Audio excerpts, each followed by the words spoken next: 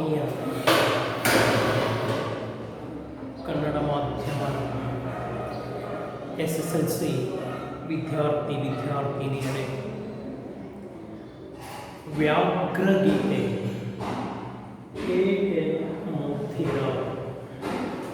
N Murthy Rao ಒಬ್ಬ ಹಿರಿಯ ಕನ್ನಡದ ಅನುಭಾವಿ ಕವಿ. ಜನಿಸಿದ್ದು 1900 ಮಂಡ್ಯ ಜಿಲ್ಲೆಯ ಅಕ್ಕಿ ಹೆಬ್ಬಾಳಿನವರು. ಅವರ ಪೂರ್ಣ ಹೆಸರು ಅಕ್ಕಿ ಹೆಬ್ಬಾಳು ನರಸಿಂಹ ಮೂರ್ತಿ ಅಂತಿಕೊಂಡು ಅವರು ಅನೇಕ ಕೃತಿಗಳನ್ನು ಬರೆದರ, ಅನೇಕ ಪದವಿಗಳನ್ನು ಪಡ್ಕೊಂಡರ. 56ನೆಯ ಅಖಿಲ ಕನ್ನಡ ಸಾಹಿತ್ಯ ಸಮ್ಮೇಳನದ ಅಧ್ಯಕ್ಷರಾಗಿದ್ದರು 1984ರಲ್ಲಿ ಕೈವಾರದಲ್ಲಿ. ಆಶಯ ಭಾವವನ್ನು ನೋಡೋಣ.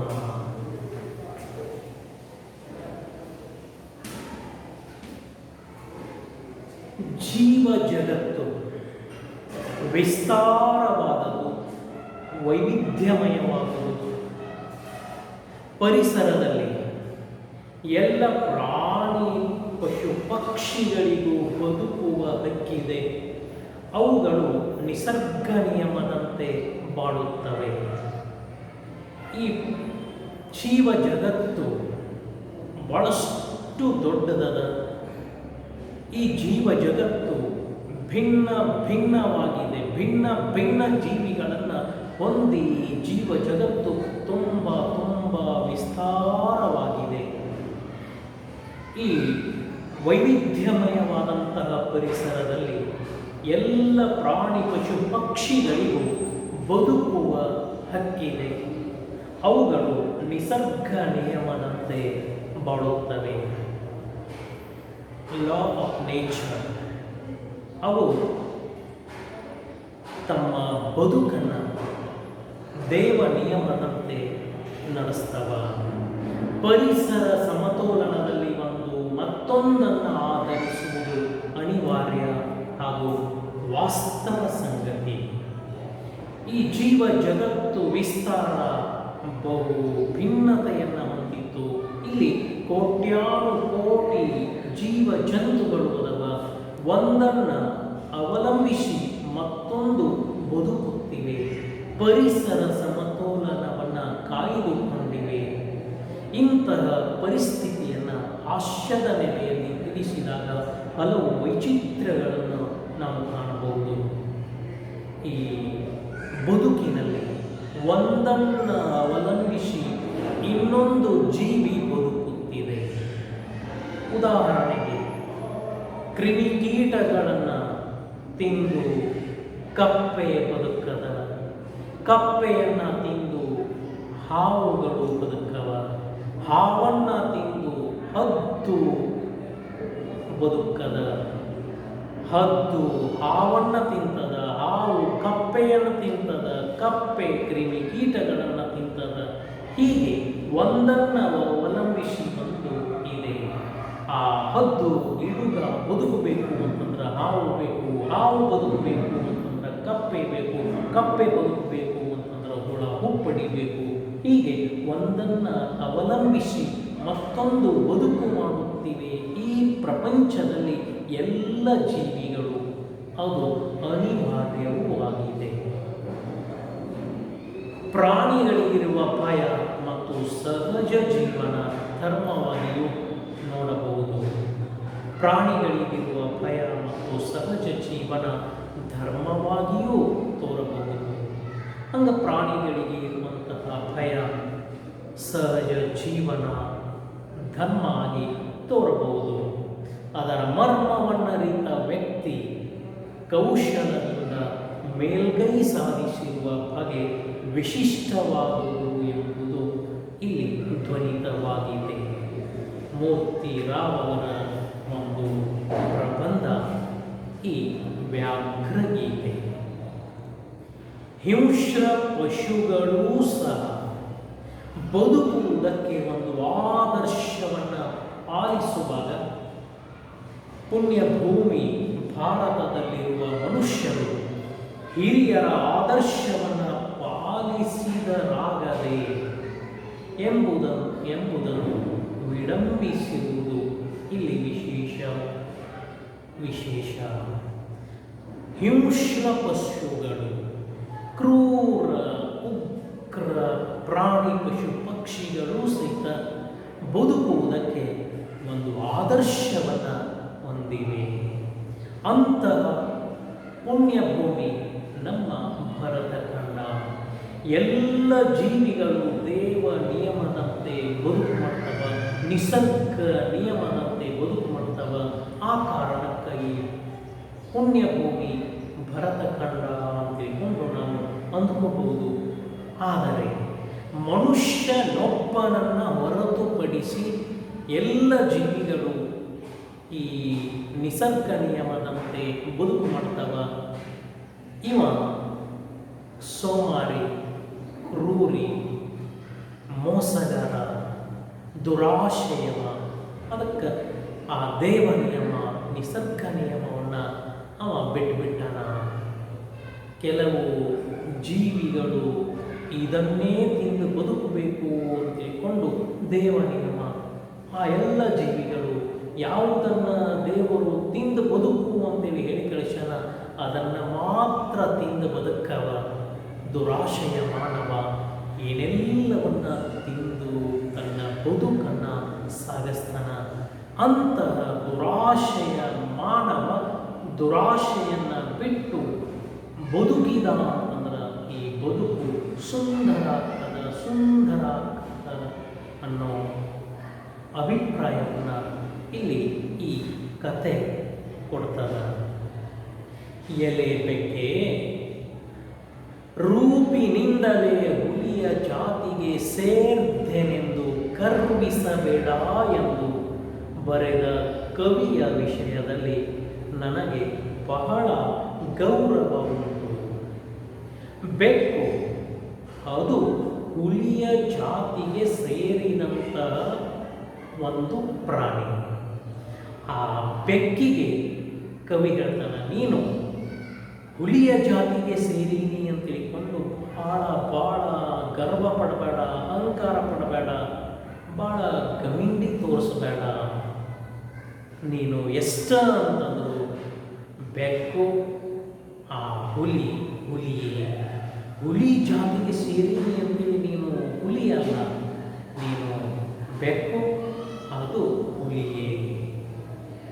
ಆತ ಹುಲಿಯನ್ನು ಕೇವಲ ಹಿಂಸ್ರ ಪಶುವೆಂದು ತಿರಸ್ಕರಿಸಲಿಲ್ಲ, ಅದರ ಜಾತಿಗೆ ಸೇರುವುದು ಹೆಮ್ಮೆಯ ವಿಷಯವೆಂದು ಮನಗಂಡಿದ್ದನು. ಹುಲಿ ಪ್ರಾಣಿಗಳನ್ನು ಕೊಂದು ತಿನ್ನುವುದೇನೋ ಉಂಟು, ಆದರೆ ನಿಷ್ಪಕ್ಷಪಾತವಾದ ದೃಷ್ಟಿಯಿಂದ ನೋಡಿದರೆ ಅದರಲ್ಲಿ ತಪ್ಪೇನಿದೆ? ಹುಲಿ ಅನ್ಯ ಪ್ರಾಣಿಗಳನ್ನು ತಿಂದು ಬದುಕದ ಖರೆ, ಅದರೊಳಗೆ ದೊಡ್ಡಸ್ತಿಕೆ ಇಲ್ಲ.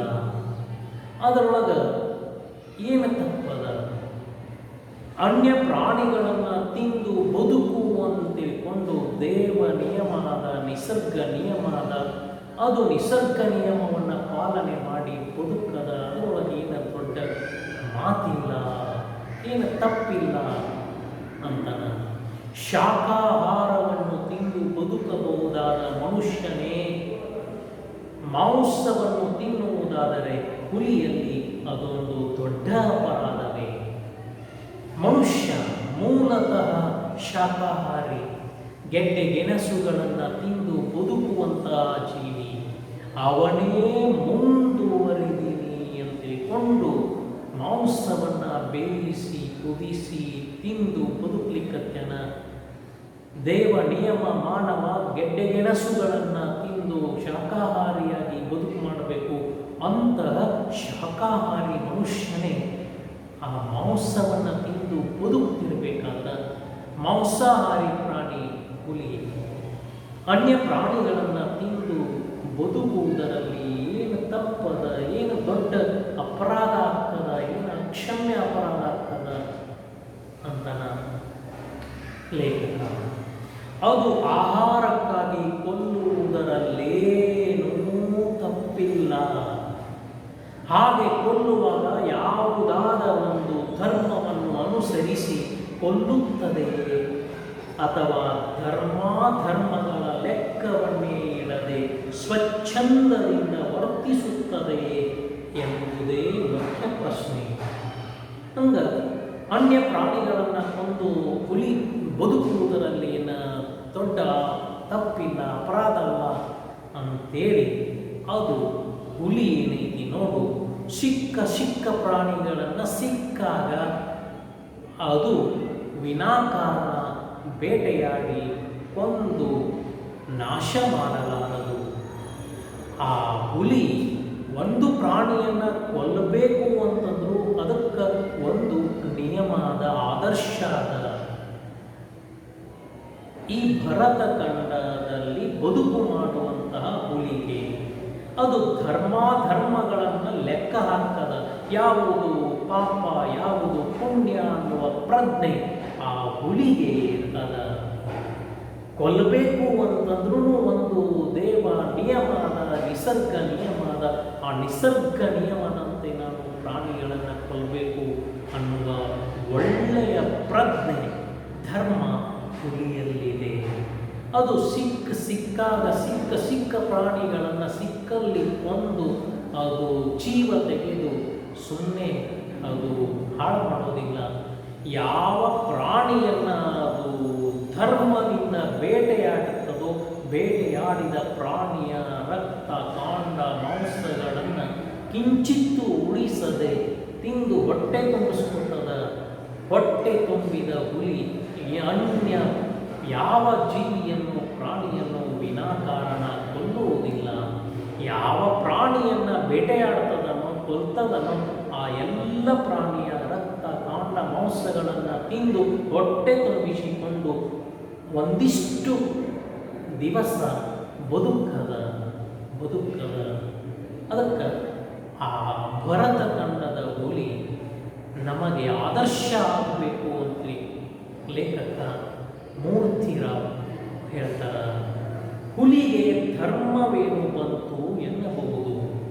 ಹುಲಿ ವನ್ಯಪ್ರಾಣಿ, ಕಾಡಿನ ರಾಜ ಅಂತ ವನ್ಯಪ್ರಾಣಿ, ಹುಲಿಗೆ ಏನು ಧರ್ಮ ಅಂತಿರಬಹುದು ನೀವು. ಇತರ ದೇಶಗಳಲ್ಲಿರುವ ಹುಲಿಗಳ ವಿಷಯ ಹೇಗೋ ನನಗೆ ತಿಳಿಯದು. ಆದರೆ ಯಾವ ನಾಡಿನಲ್ಲಿ ಶ್ರೀರಾಮನಂತ ದೊರೆಗಳು ಆಡಿದರೋ, ಭಗವದ್ಗೀತೆಯಂತ ಗ್ರಂಥ ಉದ್ಭವಿಸಿತೋ, ಆ ಭಾರತ ಭೂಮಿಯಲ್ಲಿ ಹುಲಿಗಳಾದರೂ ಅಧರ್ಮಕ್ಕೆಡೆ ಕೊಡುವುದುಂಟೆ. ಈಚೆಗೆ ಇತ್ತಿತ್ತಲಾಗಿ ನನ್ನ ಬಂಧು ಕೃಷ್ಣಮೂರ್ತಿ ತನ್ನ ವಂಶದವರೊಬ್ಬರ ಅನುಭವದ ಕಥೆಯನ್ನು ಹೇಳಿದ. ಅದನ್ನು ಕೇಳಿದ ಮೇಲೆ ನನಗೆ ಹುಲಿಯ ಧರ್ಮಶ್ರದ್ಧೆಯ ಅರಿವಾಯಿತು. ಹಂಗ ಈ ಭರತಖಂಡದ ಪುಣ್ಯಭೂಮಿ ಭಾರತ, ಈ ಪುಣ್ಯ ಭಾರತದಲ್ಲಿರುವ ಎಲ್ಲ ಜೀವಿಗಳು ಆದರ್ಶಗಳೇ. ಶ್ರೀರಾಮಚಂದ್ರನಂತಹ ಧರ್ಮಿಷ್ಠ ಬಾಳಿ ಬದುಕಿ ಹೋದಂತಹ ಈ ಭೂಮಿ ಪುಣ್ಯಭೂಮಿ. ಇಲ್ಲಿ ಭಗವದ್ಗೀತೆ ರಚನೆಯಾಗಿದ್ದ ಶ್ರೀಕೃಷ್ಣ ಪರಮಾತ್ಮನಿಂದ ಆ ಶ್ರೀಕೃಷ್ಣ ಪರಮಾತ್ಮ ಶ್ರೀರಾಮಚಂದ್ರ ಬಾಳಿ ಬದುಕಿದ ನಾಡು ನಮ್ಮದು. ಇಂತಹ ಪುಣ್ಯ ಭೂಮಿಯಲ್ಲಿ ಬದುಕಿದ ಹುಲಿಗೂ ಒಂದು ಆದರ್ಶ, ಅದಕ್ಕದ ಒಂದು ಧರ್ಮ ಅದ. ಆ ಧರ್ಮವನ್ನು ಭರತಖಂಡದ ಹುಲಿ ಎಂದೂ ಬಿಡುವುದಿಲ್ಲ ಅಂತ ತಿಳ್ಕೊಂಡು ಲೇಖಕ ಮೂರ್ತಿರಾವ್ ಅವರಿಗೆ ಅವರ ಬಂಧುಗಳೊಬ್ಬರು ಕೃಷ್ಣಮೂರ್ತಿ ಅಂತ ತಿಳ್ಕೊಂಡು ಅವರು ತಮ್ಮ ವಂಶದಲ್ಲಿ ನಡೆದು ಹೋದ ಒಂದು ಘಟನೆಯನ್ನು ವಿವರಣೆ ಮಾಡಿ ಹೇಳಿದರು. ಅದಕ್ಕೆ ಆ ಮೂರ್ತಿರಾವ್ ಅವರಿಗೆ ಹುಲಿಯ ಧರ್ಮದ ಅರಿವು ತಿಳುವಳಿಕೆ ಆಯಿತು. ಆ ಕಥೆಯನ್ನು ಲೇಖಕ ಮೂರ್ತಿರಾವ್ ಹೇಳ್ತಾರೆ. ಕೃಷ್ಣಮೂರ್ತಿಯ ಅಜ್ಜಂದಿರು ತುಮಕೂರು ಜಿಲ್ಲೆಯ ಒಂದು ಹಳ್ಳಿಯವರು. ಅವರ ಹಿರಿಯರು ಸಣ್ಣದೊಂದು ಸಂಸ್ಥಾನದಲ್ಲಿ ಮಂತ್ರಿಯಾಗಿದ್ದು ತಮ್ಮ ರಾಜಭಕ್ತಿಗಾಗಿ ಹೆಸರು ಪಡೆದವರು. ಕೃಷ್ಣಮೂರ್ತಿ ಎನ್ ಮೂರ್ತಿರಾವ್ ಅವರ ಬಂಧುಗಳು, ಅವರ ಅಜ್ಜಂದಿರು, ಪೂರ್ವಜರು ತುಮಕೂರು ಜಿಲ್ಲೆಯ ಒಂದು ಸಣ್ಣ ಹಳ್ಳಿಯಲ್ಲಿ ಬದುಕು ಮಾಡುವಂತಹವರು. ಆ ಹಿರಿಯರು ಏನದಾರ ನೋಡು, ಒಂದು ಸಣ್ಣ ಸಂಸ್ಥಾನದಲ್ಲಿ ಮಂತ್ರಿಯಾಗಿದ್ದವರು, ರಾಜಭಕ್ತಿಗಾಗಿ ಹೆಸರು ಮಾಡಿದವರು, ಬಹಳಷ್ಟು ಸಜ್ಜನರು, ಸುಸಂಸ್ಕೃತರು, ಒಳ್ಳೆಯ ಆಚಾರ ವಿಚಾರವನ್ನು ಹೊಂದಿದವರು, ಉಂಡ ಮನೆಗೆ ಎರಡು ಬಗೆಯಬಾರದು ಅನ್ನುವಂತಹ ಸುಸಂಸ್ಕೃತರು, ರಾಜನಿಷ್ಠೆಗೆ ಹೆಸರಾದವರು. ನಮ್ಮ ಕಥಾನಾಯಕರ ಕಾಲಕ್ಕೆ ಮಂತ್ರಿತ್ವ ಹೋಗಿ ಕೇವಲ ಶಾನುಭೋಗಿಕೆ ಮಾತ್ರ ಉಳಿದಿತ್ತು. ಅವರು ಏನೋ ಆಗಿ ಮಂತ್ರಿ ಪದವಿಯನ್ನು ಕಳ್ಕೊಂಡು ಕೇವಲ ಶಾನುಭೋಗ ವೃತ್ತಿಯನ್ನು ಮಾಡ್ತಿದ್ರು, ಶಾನುಭೋಗರಾಗಿದ್ದರು. ಶಾನುಭೋಗರು ಅಂತಂದ್ರೆ ಆ ಹಳ್ಳಿಯ ಕಂದಾಯವನ್ನು ವಸೂಲಿ ಮಾಡಿ ಆ ರಾಜನ ಬೊಕ್ಕಸಕ್ಕೆ ತುಂಬಿಸುವಂತಹ ವೃತ್ತಿ ಮಾಡುವವರು ಶಾನುಭೋಗರು. ಹಾಗೆ ಶಾನುಭೋಗಿಕೆ ಮಾತ್ರ ಉಳಿದಿತ್ತು. ಆದರೂ ಶಾನುಭೋಗರು ತಮ್ಮ ವಂಶದ ಕೀರ್ತಿಗೆ ಒಂದು ತರದಂತೆ ಕೀರ್ತಿ ಪುಸ್ತಕವನ್ನು ನಿಷ್ಠೆಯಿಂದ ಕಾಪಾಡಿಕೊಂಡು ಮಸಿಯ ಕಾಣಿಕೆಗಾಗಿ ರೈತರನ್ನು ಪೀಡಿಸದೆ ದೇವರು ಕೊಟ್ಟಷ್ಟರಲ್ಲಿ ತೃಪ್ತಗೊಂಡು ಸಂತೃಪ್ತಿಯ ಜೀವನ ನಡೆಸುತ್ತಿದ್ದರು. ಅವರ ಭಾಗಕ್ಕೆ ಕೀರ್ತಿ ಪುಸ್ತಕ ಕೇವಲ ಜೀವನದ ಆಧಾರವಲ್ಲ, ಅವರ ರಾಜಭಕ್ತಿಯ ಲಾಂಛನ. ಕೀರ್ತಿ ಪುಸ್ತಕ ಅಂತಂದ್ರೆ ತೆರಿಗೆ ವಸೂಲಿ ಮಾಡಿದ ದಾಖಲೆಯ ಪತ್ರ ಪುಸ್ತಕ. ಹಂಗ ಇಂತಹ ರೈತರು ದಿನಾಂಕ ವಾರದಂದು ಇಷ್ಟು ಕಂದಾಯವನ್ನು ಕಟ್ಟಿದರು ಅಂತ ತಿಳ್ಕೊಂಡು ಆ ಕೀರ್ತಿ ಪುಸ್ತಕದಲ್ಲಿ ನಮೂದು ಮಾಡ್ತಾರ, ಬರೀತಾರ. ಅದನ್ನು ಕಂದಾಯ ಇಲಾಖೆಯ ಆ ರಾಜನ ಬೊಕ್ಕಸದ ಕಚೇರಿಗೆ ಒಯ್ದು ಅದನ್ನು ಕೊಟ್ಟಾಗ, ಅದನ್ನು ಒಪ್ಪಿಸಿದಾಗ ಆ ಅಧಿಕಾರಿ ಸಹಿ ಮಾಡ್ತಾನ. ಅದು ಕೀರ್ತಿ ಪುಸ್ತಕ. ಅದನ್ನು ಅವರು ತುಂಬ ತುಂಬ ಶ್ರದ್ಧೆ ಭಯಭಕ್ತಿಯಿಂದ ಕಾಪಾಡಿಕೊಂಡಿದ್ರು. ಇದು ನಮಗೆ ಬದುಕಿಗೆ ಆಧಾರ ಆಗ್ಯದ, ನಮ್ಮ ಹೊಟ್ಟೆ ತುಂಬಿಸ್ತದ, ಜೀವನ ನಿರ್ವಹಣೆಗೆ ದಾರಿ ಮಾಡಿಕೊಟ್ಟದ ಅಂತ ತಿಳ್ಕೊಂಡು ಪೂಜ್ಯ ಭಾವನೆ ಇತ್ತು. ರಾಜನಿಷ್ಠೆಗೆ ಹೆಸರಾದಂಥ ಶಾನುಭೋಗರು ಆ ಪುಸ್ತಕವನ್ನು ದೇವರಂತೆ ಗೌರವಿಸ್ತಿದ್ರು. ಅದನ್ನು ತುಂಬ ತುಂಬ ಗೌರವದಿಂದ ಕಾಪಾಡಿಕೊಂಡು ಬಂದಿದ್ದರು. ಅವರು ಮಸಿ ಕಾಣಿಕೆಗಾಗಿ ರೈತರನ್ನು ಪೀಡಿಸ್ತಿರಲಿಲ್ಲ. ಪ್ರತಿ ವರ್ಷ ನಿಗದಿತ ದಿನದಂದು ಶಾನುಭೋಗರು ಆ ತೆರಿಗೆ ವಸೂಲಿಗೆ ಹೋಗಿದ್ರು. ಆ ತೆರಿಗೆ ವಸೂಲಿ ಮಾಡ್ತಿದ್ರು. ನಾವು ರಾಜಬೊಕ್ಕಸಕ್ಕೆ ಒಯ್ದು ಕಟ್ಟಬೇಕಾದಂಥ ಈ ತೆರಿಗೆಯನ್ನು ಪಾಪ ಶಾನುಭೋಗರು ಬಂದು ಒಯ್ತಾರ. ಅಲ್ಲಿ ಕಡಿಮೆ ಸಂಬಳ ಇರ್ಬೋದು, ನಮ್ಮ ಕೆಲಸ ಅವರು ಮಾಡಿ ಮುಗಿಸ್ತಾರ ತಿಳ್ಕೊಂಡು ಸಂತೋಷದಿಂದ ಎಷ್ಟು ಕಾಣಿಕೆಯನ್ನು ಕೊಡ್ತಾರ ಅಷ್ಟು ಕಾಣಿಕೆಯನ್ನು ತಗೊಂಡು ಶಾನುಭೋಗರು ಬದುಕು ಮಾಡ್ತಿದ್ರು.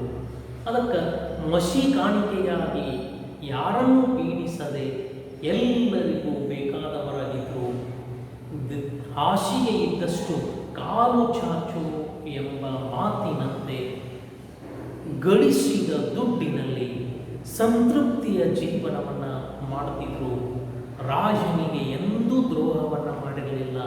ಆ ವರ್ಷ 5 ರೂಪಾಯಿ ಆ ರಾಜ ತೆರಿಗೆ ವಸೂಲಿ ಮಾಡುವಂತೇಳಿ ಆದೇಶ ಮಾಡ್ಯಾನ ಅಂತಂದ್ರೆ 5 ರೂಪಾಯಿ ವಸೂಲಿ ಮಾಡ್ತಿದ್ರು.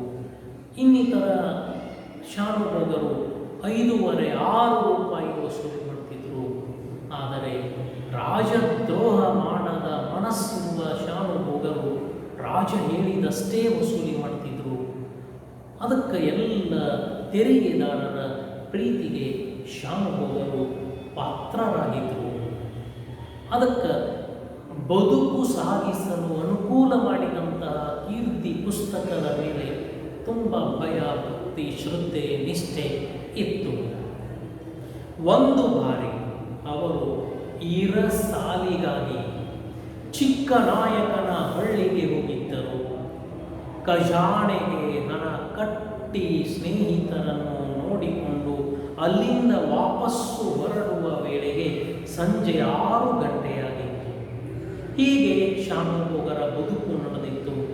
ಒಮ್ಮೆ ವಸೂಲಿ ಮಾಡಿದ ಕಂದಾಯವನ್ನು ರಾಜನ ಬೊಕ್ಕಸಕ್ಕ ತುಂಬಿಸಬೇಕು ಅಂತ ತಿಳ್ಕೊಂಡು ಹೋಗಿದ್ರು.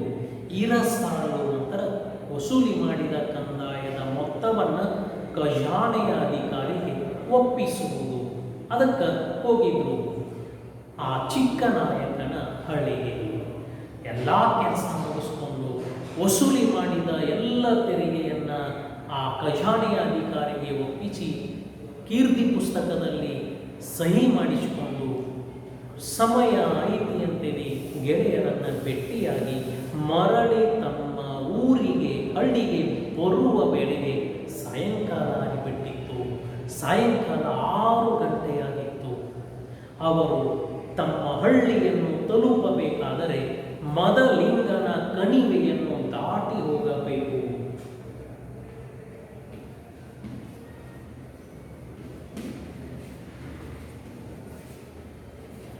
ಕಣಿವೆ ಅಂತಂದ್ರೆ ಒಂದು ಕಡೆ ಆಳವಾದ ಕೊಳ್ಳ, ಇನ್ನೊಂದು ಕಡೆ ಎತ್ತರವಾದಂತಹ ಬೆಟ್ಟ, ಇಲ್ಲ ಅಂತಂದ್ರೆ 2 ಕಡೆ ಬೆಟ್ಟ, ಮಧ್ಯದ ಭಾಗದಲ್ಲಿ ದಾರಿ. ಹಾಗೆ ಆ ಮದಲಿಂಗನ ಕಣಿವೆ, ಆ ಮದಲಿಂಗನ ಕಣಿವೆಯನ್ನು ದಾಟಿ ಈ ಶಾನುಭೋಗರು ಮರಳಿ ತಮ್ಮ ಊರನ್ನು ಸೇರಬೇಕಾಗಿತ್ತು. ಕಾಡು ದಾರಿ, ಆದರೂ ಬೆಳದಿಂಗಳ ದಿನ. ಸ್ವಲ್ಪ ದೊಡ್ಡ ಹೆಜ್ಜೆ ಹಾಕಿದರೆ ಊಟದ ಹೊತ್ತಿಗೆ ಊರು ಸೇರಿಕೊಳ್ಳಬಹುದು ಎಂದುಕೊಂಡು ಬೇಗ ಬೇಗ ನಡೆದರು. ಏನೋ ಗೊತ್ತಾಗಲಾರದ ತಪ್ಪಾಗ್ಯದ, ಟೈಮ್ ಆಗ್ಯದ, ಏನು ಮಹಾ ತಪ್ಪಲ್ಲ. ಬೆಳದಿಂಗಳ ರಾತ್ರಿ, ಹುಣ್ಣಿಮೆಯ ಸಮೀಪದ ದಿನ, ಕಾಡಿದ್ರು ಬೆಳದಿಂಗಳ ಬೆಳಕಿನೊಳಗೆ ಸಾಗಬಹುದು. ದೊಡ್ಡ ದೊಡ್ಡ ಹೆಜ್ಜೆಯನ್ನು ಹಾಕಿದರೆ ನಾನು ಆದಷ್ಟು ಬೇಗನೆ ಸಕಾಲಕ್ಕೆ ಊರು ಸೇರಬಹುದು ಅಂತ ತಿಳ್ಕೊಂಡು ನಡೆದರು. ಆದರೂ ಕಣಿವೆಗೆ ಬರುವ ವೇಳೆಗೆ ಆಗಲೇ ರಾತ್ರಿ ಹೆಜ್ಜೆ ಇಟ್ಟಿತ್ತು. ಹಸಿವಿನ ಜೊತೆಗೆ ಭಯವೂ ಸೇರಿ ಅವರ ಕಾಲು ಮತ್ತಷ್ಟು ಚುರುಕಾಯಿತು. ಕತ್ಲಾಗಿತ್ತು. ಮೇಲಾಗಿ ಕಳ್ಳಕಾಕರರ ಭಯ, ವನ್ಯ ಮೃಗಗಳ ಭಯ, ವಿಷ ಜಂತುಗಳ ಭಯ. ಆ ಭಯಪೀಡಿತ ಶಾನುಭೋಗರು ಹಸಿವೆಯಿಂದ ಬಳಲತೊಡಗಿದರು. ಆದಷ್ಟು ದೊಡ್ಡ ಹೆಜ್ಜೆ ಇಟ್ಟು ಊರು ಲಗುಣ ಸೇರಿ ಅಂತ ಆರಾಮ ಊಟ ಮಾಡಿ ಮಲಗಬಹುದು, ತಡ ಮಾಡಿದರೆ ತೊಂದರೆ ಆಗ್ತದ ಅಂತ ತಿಳ್ಕೊಂಡು ದೊಡ್ಡ ದೊಡ್ಡ ಹೆಜ್ಜೆಯನ್ನಿಟ್ಟು ಸಾಗಿದರು. ರಸ್ತೆಗೆ ಸ್ವಲ್ಪ ದೂರದಲ್ಲೇ ಇದ್ದ ಗುಹೆಯಲ್ಲಿ ಹುಲಿಯೊಂದು ಮಲಗಿತ್ತು. ದಿನವೆಲ್ಲ ನಿದ್ದೆ ಮಾಡಿ ಆಗ ತಾನೇ ಆಕಳಿಸುತ್ತಾ ಎದ್ದ ಹುಲಿಗೆ ತನ್ನ ಹೊಟ್ಟೆ ಬರಿದಾಗಿದೆ ಎಂದು ಭಾಸವಾಯಿತು. ಹೀಗೆ ಶಾನುಭೋಗರು ಆದಷ್ಟು ಬೇಗನೆ ಊರು ಸೇರಿ ಊಟ ಮಾಡಿ ರಾಮ ಮಲಗಬಹುದು ಅಂತ ತಿಳ್ಕೊಂಡು ಬಡ ಬಡ ಹೊಂಟಿದ್ರು.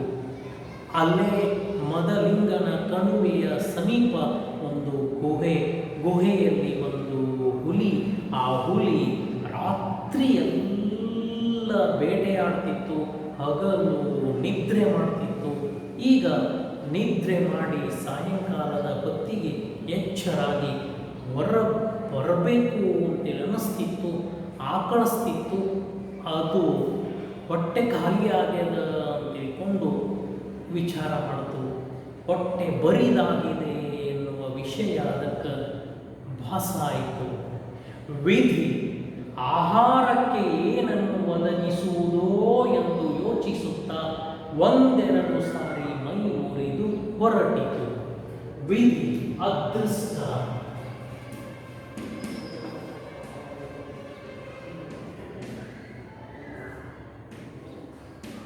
ವಿಧಿ ಭೇದಿ. ಹಂಗ ಅದೃಷ್ಟ ಇವತ್ತು ನನಗ ಏನನ್ನ ತಿನ್ನಲು ಅನುಕೂಲ ಮಾಡಿಕೊಡ್ತದ ಅಂತ ತಿಳ್ಕೊಂಡು ವಿಚಾರ ಮಾಡ್ತಾ ಮಾಡ್ತಾ ಒಂದೆರಡು ಸಾರಿ ಮೈ ಮುರಿದು ಗವಿಯಿಂದ ಹೊರಗೆ ಬಂದಿತು. ಬಂಡೆಗಳ ಮರೆಯಲ್ಲೇ ನಡೆಯುತ್ತಿದ್ದಾಗ ಇದ್ದಕ್ಕಿದ್ದ ಹಾಗೆಯೇ ಸುಮಧುರ ವಾಸನೆ ಗಂಧವನ್ನು ಅದರ ಘ್ರಾಣೇಂದ್ರಿಯವನ್ನು ಆಕ್ರಮಿಸಿತು. ಘ್ರಾಣ ಪ್ಲಸ್ ಇಂದ್ರಿಯ, ಘ್ರಾಣೇಂದ್ರಿಯ ಅಂದರೆ ಮೂಗು. ವಾಸನೆಯನ್ನು ಕಂಡು ಹಿಡಿಯುವಂಥ ಆ ಅಂಗ ಮೂಗು. ಆ ಮೂಗಿಗೆ ಒಂದು ಮಧುರವಾದಂತಹ ಸುವಾಸನೆ ಹೊಡೆಯಿತು. ಆ ಸುವಾಸನೆಯ ಜಾಡನ್ನೇ ಹಿಡಿದು ನಿಶ್ಶಬ್ದವಾಗಿ ನಡೆಯುತ್ತಾ ರಸ್ತೆಯ ಬಳಿಗೆ ಬಂದು ಶಾನುಭೋಗರನ್ನು ಕಂಡಿತು. ಹಂಗ ದೇವರು ಎಲ್ಲ ಜೀವಿಗಳಿಗೆ ಬದುಕಲು ಒಂದೊಂದು ಕಲೆಯನ್ನು ಕೊಟ್ಟನ. ಆ ಹುಲಿಗೆ ದೂರದಿಂದಲೇ ಯಾವ ಪ್ರಾಣಿಯದ ಅಂತಿಳ್ಕೊಂಡು ಗೊತ್ತು ಮಾಡಿಕೊಳ್ಳುವ ಕಲೆ ಕೊಟ್ಟನ. ಅದಕ್ಕೆ ಮಧುರ ವಾಸನೆ ಬರ್ತಿತ್ತು. ಅದು ಮನುಷ್ಯನ ಮಾಂಸ ರಕ್ತವನ್ನು ತುಂಬ ತುಂಬ ಇಷ್ಟಪಡ್ತಿತ್ತು. ತಾನು ಇಷ್ಟಪಡುವ ಮನುಷ್ಯನ ಆ ಸುಳಿವನ್ನು ಆ ವಾಸನೆ ಗ್ರಹಿಸುವ ಮೂಗು ಕೊಟ್ಟುಬಿಟ್ಟಿತು. ನೋಡ್ತು ಹುಲಿ. ಆ ನಿಶಬ್ದವಾಗಿ ಬಂದು ನೋಡ್ತು ಹುಲಿ ಶಾನುಭೋಗರನ್ನು ಕಂಡಿತು. ಅವರ ದುಂಡು ದುಂಡಾದ ಶರೀರವನ್ನು ನೋಡಿ ಹುಲಿಗೆ ಪರಮಾನಂದವಾಯಿತು. ಪರಮ ಪ್ಲಸ್ ಆನಂದ.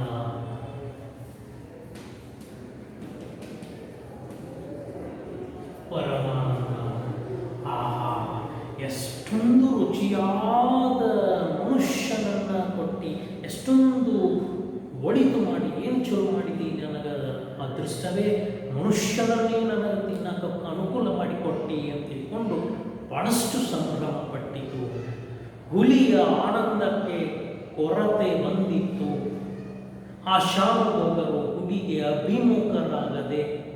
ಅಭಿಮುಖರಾಗಿರದೆ ಅದರ ಕಡೆ ಬೆನ್ನು ತೋರಿಸಿ ನಡೆಯುತ್ತಿದ್ದರು. ಆ ಹುಲಿ ತನ್ನ ಆಶೆಯನ್ನು ಈಡೇರಿಸಿಕೊಳ್ಳಲು ಒಂದು ಸಮಸ್ಯೆ ಇತ್ತು. ಆ ಸಮಸ್ಯೆ ಏನು ಅಂತಂದ್ರೆ ದುಂಡು ದುಂಡಾಗಿ ಇರುವಂಥ ಶಾನುಭೋಗರು ಆ ಹುಲಿಗೆ ಎದುರು ಬದುವಾಗಿರಲಿಲ್ಲ. ಹುಲಿ ಯಾವ ಕಡೆ ಹೊಂಟನೋ ಅದೇ ಕಡೆ ಅವನು ಹೊಂಟಿದ್ದ. ಅದಕ್ಕೆ ಹುಲಿಗೆ ಅವನ ಬೆನ್ನು ಕಾಣ್ತಿತ್ತು. ಅದೇ ಹುಲಿಗೆ ಬೇಸರ ಆಯಿತು. ಅದೇ ಹುಲಿಗೆ ತೊಂದರೆಯಾಯಿತು. ಶಾನುಭೋಗರು ಹುಲಿಗೆ ಅಭಿಮುಖರಾಗಿರದೆ ಅದರ ಕಡೆಗೆ ಬೆನ್ನು ತಿರುಗಿಸಿ ನಡೆಯುತ್ತಿದ್ದರು. ಎದುರು ಬದುರು. ಅಭಿಮುಖ ಅಂತಂದ್ರೆ ಎದುರು ಬದುರು. ಹುಲಿ ಯಾವ ದಿಕ್ಕಿನಲ್ಲಿ ಹೊಂಟದನೋ ಅದರ ವಿರುದ್ಧ ದಿಕ್ಕಿನಲ್ಲಿ ಶಾನುಭೋಗರು ಬರ್ತಿದ್ರು. ಅಂದರೆ ಎದರ ಬದರ ಹಾಕಿದ್ರು. ಈ ಶಾನುಭೋಗ ಉತ್ತರಕ್ಕೆ ಹೊಂಟಾನ ಮುಂದ, ಹುಲಿ ಅದು ಉತ್ತರಕ್ಕೆ ಹೊಂಟದ ಹಿಂದಿಂದ. ಅದಕ್ಕೆ ಶಾನುಭೋಗನ ಬೆನ್ನು ಕಾಣ್ತಿತ್ತು. ಅದೇ ತೊಂದರೆಯಾಗಿತ್ತು. ಯಾರನ್ನೇ ಆಗಲಿ ಭರತ ಕಣ್ಣದ ಹುಲಿಗಳು ಹಿಂದಿನಿಂದ ಹಾರಿ ಕೊಲ್ಲುವುದಿಲ್ಲ. ಶತ್ರುವನ್ನಾದರೂ ಸರಿಯೇ ಆತ ಬೆನ್ನು ತಿರುಗಿಸಿರುವಾಗ ಕೊಲ್ಲುವುದು ಧರ್ಮವಲ್ಲವಷ್ಟೇ. ಹಂಗ ಬೆನ್ನು ತಿರುಗಿಸಿ ನಿಂತನ, ಬೆನ್ನು ತೋರಿಸಿ ನಡಿಲಿಕ್ಕತ್ತನ ಅಂತಹ ಶಾನುಭೋಗನನ್ನು ಕೊಲ್ಲುವುದು ಧರ್ಮ ಅಲ್ಲ. ನಾನು ಕಾಡಿನ ರಾಜ ಎದುರು ಬದುರು ಹೋರಾಟ ಮಾಡಿ ಬೇಟೆಯಾಡಿ ತಿನ್ನಬೇಕಾದಂತಹ ಧರ್ಮವುಳ್ಳವನು ಮುಂದೆ ಹೊಂಟನ ಅಂತ ನನ್ನ ಹೆಂಗೆ ಕೊಂದು ತಿನ್ನಲಿ, ಅದು ಧರ್ಮ ಅಲ್ಲ, ಅಧರ್ಮ ಅಂಕದ ಅಂತ ತಿಳ್ಕೊಂಡು ಆ ಹುಲಿ ವಿಚಾರ ಮಾಡ್ತಿತ್ತು. ಆದ್ದರಿಂದ ಹುಲಿ ಹೇಗಾದರೂ ಮಾಡಿ ಶಾನುಭೋಗರಿಗೆ ಅಭಿಮುಖವಾಗಿ ಬರಬೇಕು. ಆದರೆ ಅವರನ್ನು ಅದು ಮುಂದೆ ಹೋಗುವುದು ಕಷ್ಟ. ನಿಶಬ್ದವಾಗಿ ಅವನ ಹಿಂದೆಯೇ ನಡೆದು ಆ ನಂತರ ಅವನ ಮುಂಭಾಗಕ್ಕೆ ನೆಗೆದು ಕೂಡಲೇ ತಿರುಗಿ ಅವನ ಮೇಲೆ ಬೀಳಬೇಕು. ತನ್ನ ಬಡ ಬಂಧುವಾದ ಬೆಕ್ಕಿನಂತೆ ದೇಹವನ್ನು ಹುದುಗಿಸಿಕೊಂಡು ಹುಲಿ ಮೆಲ್ಲನೆ ಶಾನುಭೋಗರ ಹತ್ತಿರ ಸರಿಯಿತು. ಹಂಗ ಎದುರು ಬದುರಾಗಬೇಕು, ಅವನಿಗೆ ಶಾನುಭೋಗನಿಗೆ ನಾನು ಎದುರು ಬದುರಾಗಬೇಕು, ಅವನನ್ನು ಹೊಡೆದು ತಿನ್ನಬೇಕು ಅಂತ ತಿಳ್ಕೊಂಡು ನಿಶಬ್ದವಾಗಿ ಆ ಹುಲಿ ಬೆನ್ನು ಹತ್ತಿತು. ಅವನ ಸಮೀಪ ಬಂದ ಕೂಡಲೇ ಚಂಗನೆ ಹಾರಿ ಅವನ ಮುಂದೆ ನಿಲ್ಲಬೇಕು, ಎದುರು ನಿಂತು ಅವನನ್ನು ಹೊಡಿಬೇಕು ಅಂತ ತಿಳ್ಕೊಂಡು ನಡೀತು. ಮುಂದೆ ಏನಾಗ್ತದೆ ಅಂತ